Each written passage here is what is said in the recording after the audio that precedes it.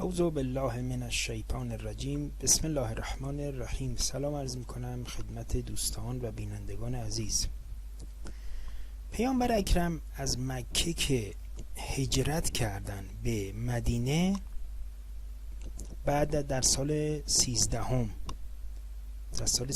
بعثت خودشون که این هجرت انجام شد، با طوایف موجود در مدینه قراردادهایی رو منعقد کردند که یکی از کارهای بسیار بزرگ پیامبر بود و نقطه عطفی در کار پیامبر بود. طوایف زیادی بودند. 3 طایفه بزرگ یهودی در مدینه سکونت داشتند: بنی قینقاع، بنی نضیر و بنی قریظه. این 3 طایفه خیلی مهم بودند. چرا؟ چون هم پول داشتن، هم ادوات و قلعه های نظامی داشتند و هم نفوذ بسیار زیادی در مدینه یا همون یثرب داشتند. خب پیامبر یک پیامانی رو به طور کلی با اوس و خزرج بست، یک قراردادی رو، و به طور خاص یک قرارداد دیگر رو با خود یهودی ها، یعنی این 3 طایفه منعقد کرد. خب این یهودی ها داخل مدینه بودند و به هر حال باید با اینا زندگی میکردی. طبیعی بود که باید آرامش باشه، نمیشه به اینا اعتماد نکنی، باید به اینا اعتماد کنی، اون هم باید اعتماد کنن. قراردادهایی رو می نوشتن. خب اعراب هم خیلی به قراردادشون پابند بودن نوعا و شکستن پیمان چیز بسیار بدی می دونستن. خب این 3 قبیله با پیامبر اکرم یک قراردادی امضا کردند که این قرارداد میگه که هرگز بر ضرر پیامبر اسلام حضرت محمد مصطفی صلی الله علیه و آله و سلم و اصحاب پیامبر قدمی یهودی ها نباید بردارند. یعنی چی؟ یعنی با زبان و دست ضرری به پیامبر و یارانش نباید برسونن. اسلحه و مرکب در اختیار دشمنان نباید بذارن و اگر بر خلاف این دستورات یهودی ها کاری انجام بدن، اون موقع پیامبر در ریختن خون اونها، ضبط اموالشون، اسیر کردن زنان و فرزندانش دستش بازه. و این قرارداد از اون طرف یهودی هایی که پابند این قرارداد بشن امنیتشون تضمین شده خواهد بود و مسلمین از اون طرف با اینا کاری نخواهند داشت، به عنوان به اصطلاح صلح یا به عنوان یک نوع دوستی، حالا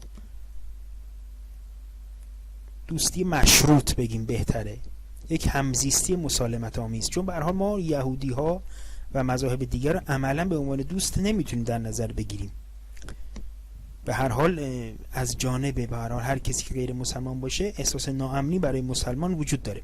منتها اینجا در تحت عنوان همزیستی مسالمت آمیز که اسلام خود سردمدار این به اصطلاح فکر بوده، این 3 قبیله با پیامبر قراردادی امضا میکنن و قول میدن که به هیچ ترتیبی و به هیچ صورتی، چه مالی چه به اصطلاح نظامی،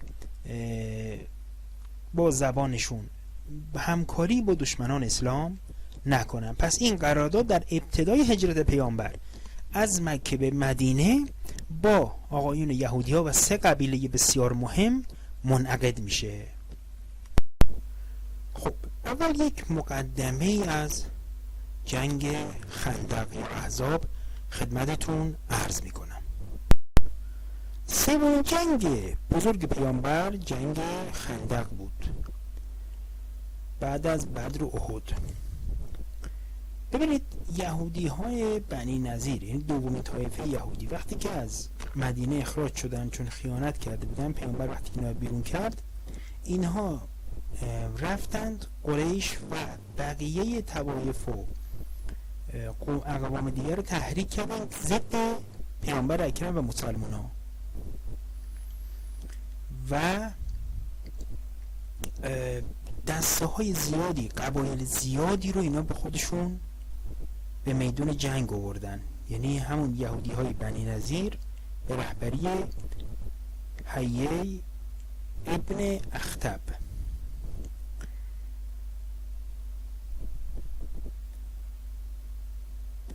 یک هیئتی رفتن مکه، بعد با کفار قریش صحبت کردن و به اونا گفتن که الان بهترین فرصتی که اسلام رو بین ببریم. کفار قریش سوالی کردن از این آقای یهودی حیی ابن اخطب که تو بگو آیین ما که بت پرستی بهتره یا آیین مسلمانان که یکتا پرستیه؟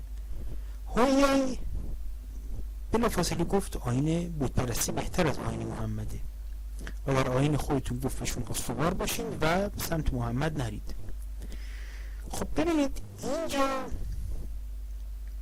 یک حرف خیلی بدی آقای یهودی میزنه که خودش ادعای خداپرستی داره. میگه کفار بهتر از مسلمانای خداپرستند و این مسئله که در قرآن هم خداوند عالم این مسئله رو میاره. این حرف یه جوری میشه گفت اون قاعده یادآور قاعده هدف وسیله رو توجیه میکنه است که شما برای اینکه مسلمان‌ها رو به این ببری هر توجیهی هر چیزی دست میزنی و حرف غیر منطقی میزنی که میگی که چی بت پرستا بهتر مسلمان ها هستند. آیه در این گونه نازل میشه و میفرماید که الم تر الی الذین اوتوا نصیبا من الکتاب یؤمنون بالجبت و طاغوت و یقولون للذین کفروا هؤلاء اهدی من الذین آمنوا سبیلا. میگه که نمیبینی کسانی که بهره از کتاب دارن، یعنی اهل کتاب و یهودی ها، که بت پرستا رو تصدیق میکنن و اونا رو رستگارتر و بهتر مؤمنان میدونن، یعنی بت پرستی رو بهتر یکتا پرستی میدونن. کیا؟ یهودی ها. به هر حال این حرف باعث شد که قریش بیاد. قبایل دیگه شبه جزیره رو هم این یهودی ها رفتن و به قول معروف دمشون رو دیدن با رشوه و با وعده این که مثلا محصول یک ساله خیبر رو ما به شما میدیم و اینا بیاید با ما همکاری کنید. یه سری قبایل رو اینجوری خریدن.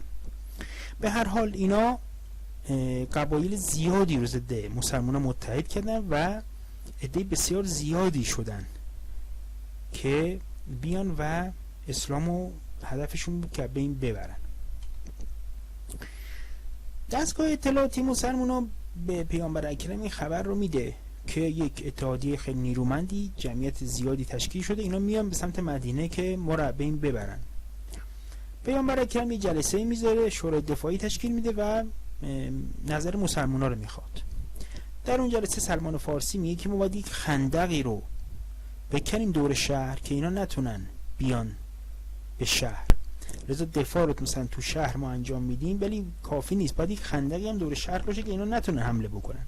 و میگه که در ایران همچین رسمی ما داشتیم. سلمان فارسی میگه این پیشنهاد مورد توجه پیامبر قرار میگیره و پیامبر قرار میشه که این مسئله رو اجرایی کنه و اولین کسی که شروع به کندن خندق میکنه خود پیامبر اکرمه. خب کار بسیار سختی بوده در زمان کم، ولی مسلمان‌ها دور تا دور مدینه رو خندق میکنن. چرا؟ چون دیگه مشرکین و اون یهودیایی که خارج مدینه بودن دیگه به این راحتی نمیتونستن بیان. هر کسی که می اومده مسلمان‌ها مثلا دفعش میکردن و راه بقیه رو میبستن.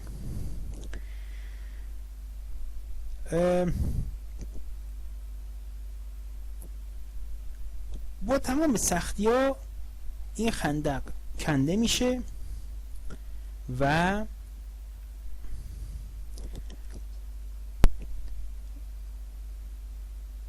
آماده دفاع میشن مسلمان ها. خب کفار رو میفتن به سمت مدینه، فکر میکردن که در دامنه کوه احد باید ببینن ولی میبینن اونجا نیستن. باز نزدیکتر میشن به مدینه، یه دفعه اون خندق رو میبینن و جا میخورن به اصطلاح. عده زیادی بودن و اینا سعی میکردن خندق عبور کنن. مسلمان هم در اون قسمت هایی که اینا خندق عبور میکردن به شدت جلوی اینا وامیستادن و اجازه نمیدادن که خندق بیان این ور.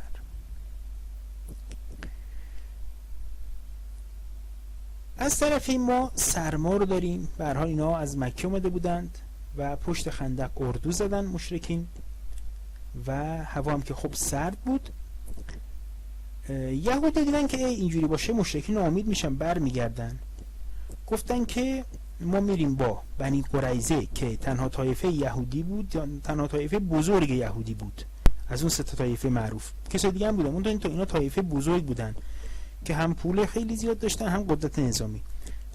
بنی نظیر، همون آقای حیی ابن اخطب میگه که من میرم با بنی قریظه ها که در مدینه هستند صحبت میکنم، اینا دژ دارن، ما میتونیم اینا رو با خودمون متحد بکنیم، یه کاری میکنن که پیمان شکنی کنن با حضرت محمد و محاصره رو بشکنیم و بریم به سمت داخل شهر و شکست بدیم مسلمینو. حیی ابن اخطب وارد دژ بنی قریظه میشه، این به یه طریقی میاد داخل مدینه و میره پیش رئیس قبیله بنی قریظه کعب ابن اشرف. میاد اول در میزنه، کعب در رو برای حیی باز نمیکنه. بعد اینجا حیی ابن اخطب میگه که ترس آبونون داری در وانه میکنی، با این حرف تحریک میکنه کعب رو و متاسفانه کعب اینجا تحریک میشه، میگه در باز کنید بیاد. شروع میکنه که بعد بیرا گفتن به پیامبر اسلام و اینی که سران قریش دارن میان و ما باید با اینا متحد بشیم و ریشه اسلام و محمد رو بکنیم. کعب میگه که نه، من قرارداد دارم با اینا، چیز بدی ندیدم. کعب ابن اشرف رئیس بنی قریظه بوده، میگه من چیز بدی ندیدم. خلاصه حیی ول نمیکنه، اصطلاحا مثل یه شتربان ماهری که با مالش کوهان شتر رو اون شتر سرکش و چموش رو رام میکنه. انقدر میگه تا رئیس بنی قریظه یعنی کعب ابن اشرف خام میشه و قراردادش رو پاره میکنه و زیر پا میذاره و میگه که من دیگه به محمد قراردادی ندارم. در اونجا یه پیرمرد سالخورده یهودی بوده، به یهودی ها میگه که آقا در تورات اومده که یه پیامبری میاد دینش تمام دنیا رو میگیره و هیچ کسی در مقابلش مقاومت نمیکنه. حیی ابن اخطب میگه که نه، اون پیامبر از عرب نیست، از بنی اسرائیل بوده، از عربا نیست و از طایفه بنی اسرائیله، طایفه حضرت اسماعیل و ابراهیم و عربا نیست. به هر حال یک تعریفی میه دیگه، در حالی که در تورات اومده که پیامبری از برادران شما خواهد بود برای شما. برادران یعنی همون طایفه حضرت اسماعیل و ابراهیم. به اصطلاح اون حضرت اسماعیل یعنی پسر حضرت ابراهیم، چون جد پیامبر اکرام به حضرت اسماعیل میرسه و همون طرف یهودی هم جدشون به جناب اسحاق، حضرت اسحاق میرسه که اینا جفتشون فرزندان حضرت ابراهیم بودن.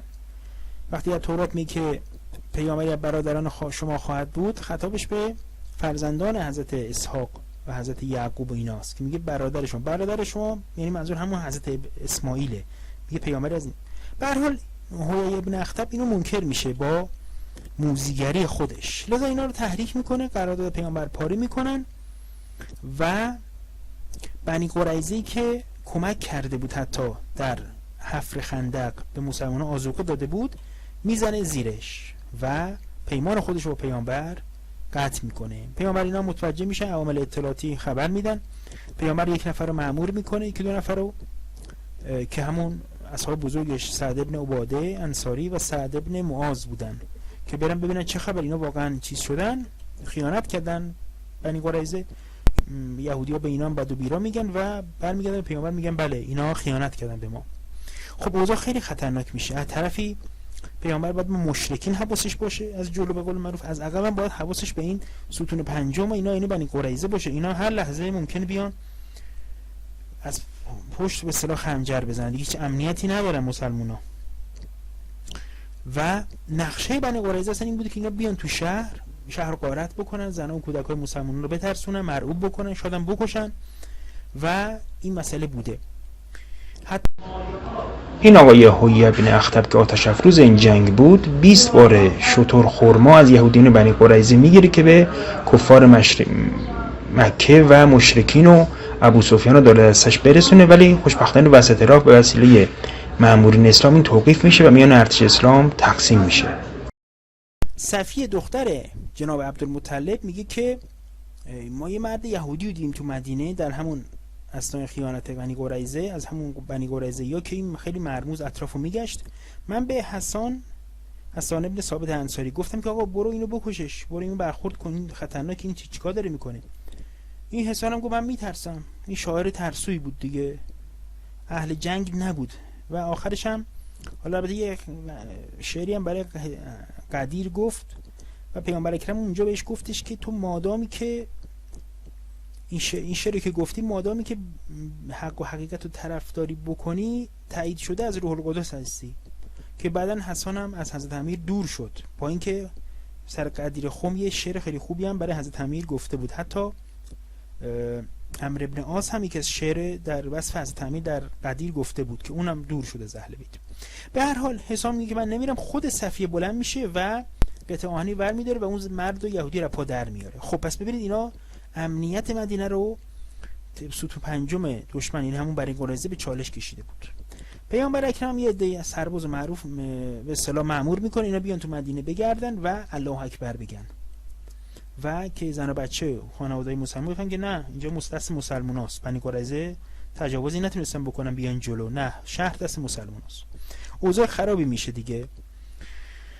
به هر حال جنگ از اون قسمت خندق انجام میشه به طوری که چند نفر از قهرمانای عرب اینا میتونن از خندق به زور ردشن بیان، بقیه نمیتونن، بقیه رو مسلمان‌ها جلوشون میگیرن، ولی این 4-5 نفر میان تو از خندق رد میشن. عمرو بن عبدود هم که یکی از پهلوانانه اونم در بین این 4 نفر بوده. عمرو بن عبدود وارد میشه، بعد حلم مبارز میطلبه، هی میگه کی میخواد بیاد با من بجنگه، اینا هی مسلمان‌ها رو مسخره میکنه و میگه بیاید بفرستمتون بهشت، مگه شما نمیگی من میرم جهنم و اینا. به هر حال حضرت امیر میاد در مقابلش قرار میگیره و میگه که من آماده هستم، ما چه پیروز بشیم چه شکست بخوریم به اصطلاح برنده واقعی ما هستی. به هر حال جنگ شروع میشه. منتها قبل از اینکه اینو یادم رفت، عمرو بن عبدود وقتی میبینه که حضرت امیر علی علیه السلام میاد میگه که من با تو نمی جنگم، من با بابات در زمان قدیم یه رفاقتی داشتم، من با تو نمی جنگم. ابن ابوالحدید معتزلی یک استاد تاریخی داشته، میگه این استاد تاریخ ما هر موقع به این حرف عمرو بن عبدود میرسید یه چیزی میگفتش که عمرو بن عبدود تو جنگ بدر بود، دید که حضرت امیر چجوری پهلوانای عرب رو به زمین زد و کشتشون، نابودشون کرد، لذا از مواجهه با حضرت امیر عمرو بن عبدود خیلی میترسید. این حرفش رو این حساب بود. به هر حال جنگی شد و پیامبر اکرم گفتش که اینجا کل ایمان در مقابل کل کفر ایستاده، یعنی تعبیرش از حضرت امیر به کل ایمان بود.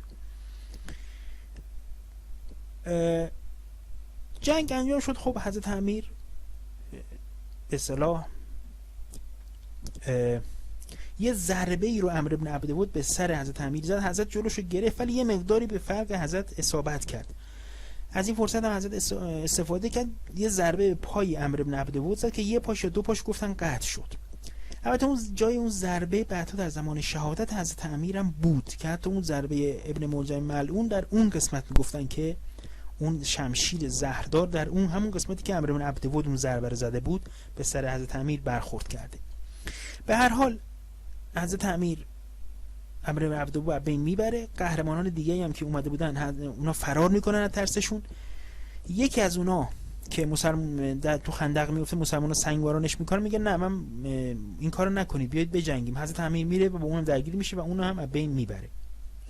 خواهر عمرو بن عبدود میگه که من خوشحالم که علی برادر منو کشت، چون علی یک قهرمان، یک پهلوان عربه، اگه کسی غیر از علی برادر منو کشته بود من ناراحت میشدم، ولی من خوشحالم که برادرمو علی علیه السلام کشته، یک پهلوان واقعی، نه یه آدم معمولی.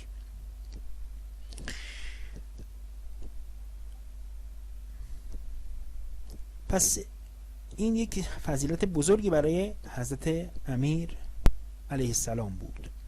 خب این ضربه ای که میخورن سپاه عرب متزلزل میشن. از طرفی پیامبر اکرم یه سری کار دیپلماتیک هم کرده بود. برخی از قبایلی که یهودی‌ها خریده بودن بیان توی خندق، جنگ خندق، پیامبر بهشون پیام میفرسته که آقا شما یهودی‌ها به شما پول، خب ما به شما پول میدیم، بیا این طرف ما. از این لحاظ اینا رو شلشون میکنه، یک قراردادی به اصطلاح یک پیشنویس قراردادی با اینا تهیه میکنه، اصحاب خودشو سعد بن عباده و سعد بن معاذ میاره، میگه نظر شما چیه؟ اینا میگن که اگر امر خداست که ما اطاعت میکنیم، ولی اگر میشه مثلا امر خدا قطعی نباشه و به اصطلاح نظر شماست، ما میگیم که باج ندیم به اینا. به هر حال پیامبرم این قرارداد، این به اصطلاح پیشنویس قرارداد اجرایی نمیکنه، ولی اونا همچنان تو فکر این بودن که با پیامبر کنار بیان. بنابراین اونا هم یه مقداری شل شدن، قبایلی که میخواستن از یهودی‌ها پول بگیرن شل شدن که مثلا از مسلمان‌ها مثلا ما پول بگیریم. مطلب بعدی این بود که یک شخصی علاوه بر همه اینها، یک شخصی به نام نعیم ابن مسعود، یه تازه مسلمان بود که همه میشناختنش، هم مشرکین هم یهودیا. این به پیامبر میگه من یک به اصطلاح یک خدعه تو جنگ مشکلی نداره، در جنگ ما میتونیم خدعه بزنیم، ولی خب در سیاست معمولی حق این کارو نداریم. میگه من یه خدعه دارم واسه اینا که این احزاب خب عدهشون زیاد بود، به این راحتی نبود جنگ با اینا، من یک تفرقه میندازم بین اینا. این آقای نعیم بن مسعود میره پیش بنی قریظه، میگه که بابا شما که پیمانتون با مسلمان‌ها شکوندین و میخوایم بجنگین، این قریش هر لحظه ممکنه ول کنه بره، بعد شما میمونه مسلمان‌ها هم شما رو به اصطلاح تیکه پاره میکنن. پس برید یه چند نفر از بزرگان قریش رو گروگان بگیرین که قریش ول نکنه بره، به خاطر گروگانایی که از بزرگانش پیش شماست وایس اونجا بجنگه با مسلمان‌ها. از طرف دیگه میره پیش قریشی‌ها، به قریشی‌ها میگه بابا این بنی قریظه اصلا به این اعتماد نکنین، به این یهودی‌ها، این یهودی‌ها خائنن، الان نمیخوان چند نفر از بزرگان شما رو بگیرن بدن تحویل مسلمان‌ها، بعد خوشرخصی بکنن برای مسلمان‌ها. میگه ای به اصطلاح قریشیایی بود پرستو، گول این یهودی‌ها رو نخورید، گول این بنی قریظه و اون حیی ابن اخطب بنی نظیری رو نخورید. به هر حال یه تفرقه خیلی خوبی هم بین اینا میفته، یعنی این مسئله ولو میشه، یه مقدار یه تفرقه بسیار خوبی بین بنی قریظه و یهودی از یه جناح و از اون طرف بین مکی‌ها و مشرکین و بقیه قبایل میفته. بعد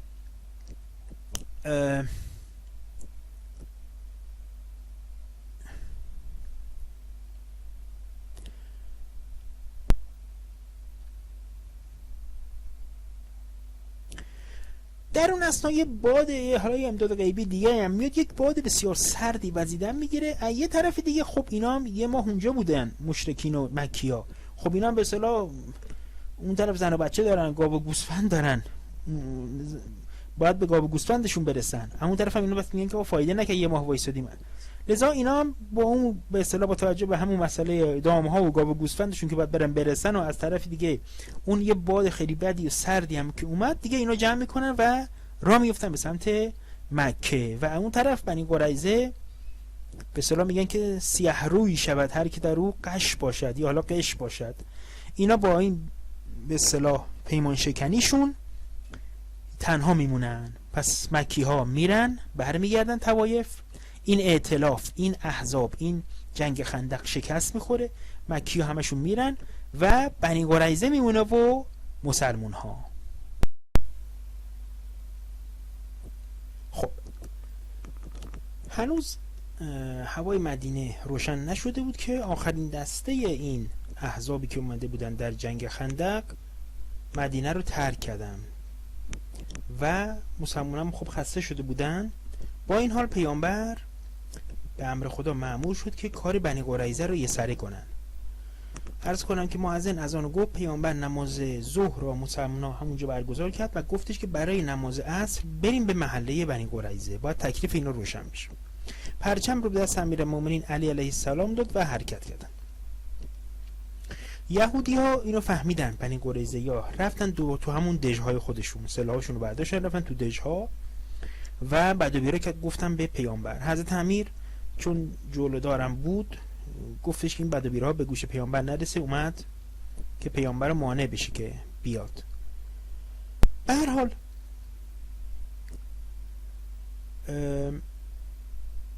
بعد از این مسائل این آقای حیی ابن اخطب که رئیس اون بنی نظیر قبیله دومی بود، این نرفت پیش به اصطلاح بنی نضیر که اینا خارج مدینه بودن، این اومد پیش بنی قریظه. این آقای حی ابن اخطب همون کسی بود که بنی قریظه رو گول زد و باعث شد بنی قریظه به پیامبر خیانت بکنن. اومد اونجا، بقیه بنی قریظه هم بودن و یک طرحی اینا دادن، یه مشورت کردن و گفتن آقا ما 3 راه داریم، اینکه هممون اسلام بیاریم و مسئله حل بشه، یکی اینکه زن و بچه‌مون رو بکشیم بعد بریم بجنگیم که زن و بچه‌مون وقتی کشته باشن دیگه نگرانی، با خیال راحت میریم میجنگیم، حالا ممکنه ببریم، اگه ببریم دوباره میریم زن میگیریم ازدواج میکنیم و بچه دار میشیم، اگر نه که هیچ. یا هم که گفتش که مثلا امشب شب شنبه است، یوم سبته که یهودی‌ها دارن شنبه ها تعطیلن و پیامبرم کاری نمیکنه چون میدونه و ما حمله میکنیم مسلمان‌ها رو میکشیم. 3 تا پیشنهاد که هیچ کدومشون تصویب نشد. ولی ببینید این قوم بنی قریظه و یهودی‌ها یه آدم درست حسابی تو اینا پیدا نمیشه که بیا آقا ما بریم بگیم که آقا غلط کردیم، اشتباه کردیم و از گناهان ما بگذر، بریم بشه پیامبر. یه آدم درست حسابی تو رأس این تشکیلات یهودی‌ها تو هیچ کدوم از این 3 تا طایفه یهودی نبود که آقا وقتی اشتباهی میکنن بگو ما اشتباه کردیم، حداقل یه مذاکره بکنی، حداقل بندازین گردن مثلا میگه آقا چند تا جوون بودن یه همچین اشتباهی کردن، بندازین گردن جوونای بدبخت. نه، یه همچین کسایی هم نداشتن اینا. لذا شما میبینید که اینها انقدر کینه داشتن از مسلمان‌ها، حتی اشتباه هم میکردن نمیگفتن. قراردادهای عرب‌ها به قراردادهاشون و عهد و پیمانشون خیلی وفادارن، قراردادشون رو زیر پاشون میذاشتن، خیلی چیز بدی بود ولی اینا راحت این کارو میکردن به خاطر کینه از اسلام و نجات پرستی خود یهودی‌ها. به هر حال و اینی که میگن که ما مثلا یکی از پیشنهاداشون که زن و بچه‌مون رو بکشیم، خب این نشون سنگدلیشون بود که البته خب حالا تصویبم نشد. خلاصه این بنی قریظه تصمیم گرفتن یه شخصی رو، یکی از بزرگان خودشون رو بفرستن به پیامبر یه مذاکراتی بکنه و به پیامبر بگی که ما اموالمون رو برمی‌داریم و از مثل همون 2 تا طایفه قبلی میریم بیرون، مثل بنی قینقاع و بنی نضیر میریم بیرون، ما رو ولمون کن. پیامبر قبول نکرد. بعد گفتش آقا باشه ما اموالمون رو نمیبریم، اموالمون همش مال شما، بذاریم ما بریم بیرون. پیامبر اینم نپذیرفت. ببینید دوستان، اینا امنیت جامعه اسلامی رو زیر سوال برده بودن، یعنی جرم خیلی بزرگی مرتکب شده بودن. شما فرض بکنید که اگر مثلا مشرکین یک موفقیتی پیدا می‌کردن توی جنگ مقابل و این یهودی هم از عقب و پشت سر موفقیت پیدا می‌کردن، می‌آمدن تمام مسلمان‌ها رو قتل عام می‌کردن به راحتی، کما اینکه اومدن و همون چیز که ما گفتیم که دختر عبدالمطلب در مقابلشون مثلا ایستاد. لذا اینا امنیت رو زیر سوال بودن، قرارداد خودشون رو شکسته بودن و بدترین کار رو مرتکب شده بودن، قابل بخشش نیست. به هر حال پیامبر پیشنهادات اینا رو که مبنی که اینا بذارن برن و قبول نکرد. خب قلعه هم که دیدن که نمیتونن، گفتن که ما تسلیم میشیم ولی مثلا یه حکمی باشه اون بین ما حکمیت کنه. به هر حال تسلیم شدن. حضرت امیر وارد دهش شد، اینا خلع سلاحشون کرد، برد زندانیشون کرد و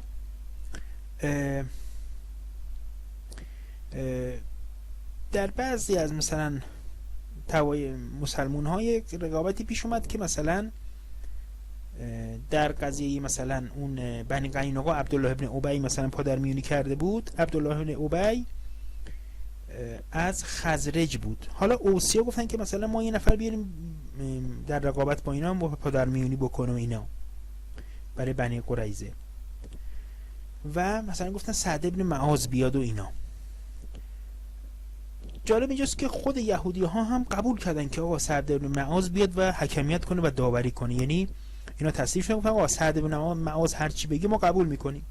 پیامبر اکرم هم سکوت کرد و گفتن که سعد ابن معاذ بیاد. سعد ابن معاذ اومدش، احترام کردن، پیامبر گفت احترام بذارید و اومد و در جایگاه قاضی نشست و ببینید حکم داد. حکم سعد ابن معاذ هم این بود که مردایی که جنگیدن اینا باید همه اعدام بشن، گردنشون زده بشه یا حالا اعدام بشن، اموالشون تقسیم میشه بین مسلمین و زنان و فرزندانشون اسیر میشن. یک حکم خیلی جدی. ببینید دقیقاً طبق اون قرارداد اولیه‌ای که پیامبر با یهودی‌های این سه تا طایفه بس اینجا حکم داده شد. دقیقاً حکم داده شد. یعنی اونجا گفتش که اگه شما با زبانتون با سلاحتون ضد مسلمان‌ها کار بکنید، مسلمان‌ها اسلام و پیامبر اکرم دیگه مخیره، یعنی میتونه اختیار داره که شماها رو خون شماها دست اون، میتونه اعدامتون کنه، میتونه ببخشه و اموالتون تقسیم میشه، زنان و فرزندان اسیر میشن. طبق اون قراردادی که با اینو بستش پیامبر عمل کرد. با اون دو تا طایفه پیامبر به اصطلاح رحمت نشون داد، سختی نشون نداد، ولی بنی قریظه متحد کامل و 100% مشرکین شده بودند، اصلا قابل بخشش نبود. به هر حال سعد یک قاضی بود که عواطف و احساسات رو کنار گذاشت و با عقلانیت حکم داد و میدونست که اگر با احساسات حکم بده بعداً پشیمون خواهد شد و دامن مسلمانان، شر این حکمش دامن مسلمان‌ها رو میگیره. بنابراین شما اگه نگاه کنید اون صحنه دلخراش که کودکان و زنان داشتن و صحنه دلخراش مردانشون، اگه قاضی تحت تاثیر این عواطف قرار بگیره حکم درستابی نمیتونه بده. ولی اون همه این مصالح جامعه رو در نظر گرفت و حکم داد. به هر حال بنی قریظه، مسلمون ها امنیت بنی قریظه رو هم تامین کرده بودند، مسلمان ها خدمت هم کرده بودن به اونا طبق قراردادشون، مسلمان ها که قراردادشون نقض نکردن اونا نقض کردن. به هر حال اونها زدن زیر قراردادشون و باید بخوشو بپردازن و چه نقضی هم کردن، دقیقاً با مشرکین همکاسه شدن، هم پیاله شدن، متحد شدن.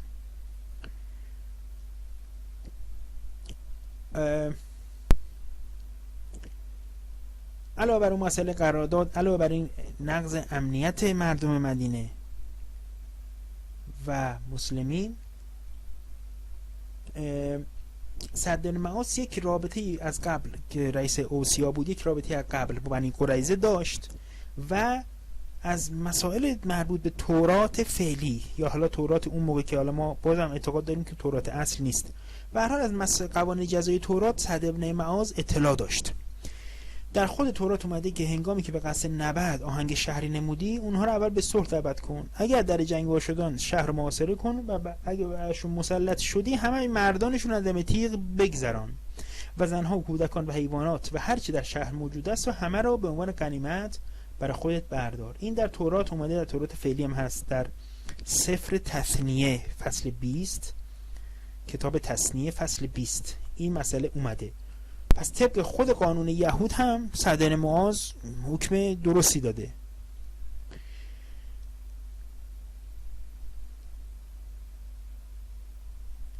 به هر حال فراموش نباید بکنیم که اینها همه جوره امنیت مسلمانان رو به چالش کشیدن. مسلمانان نباید میگذشتن و نگذشتن به درستی و تسلیم احساسات نشدند و این حکم معاذ هم با تایید پیامبر اکرم اجرا شد.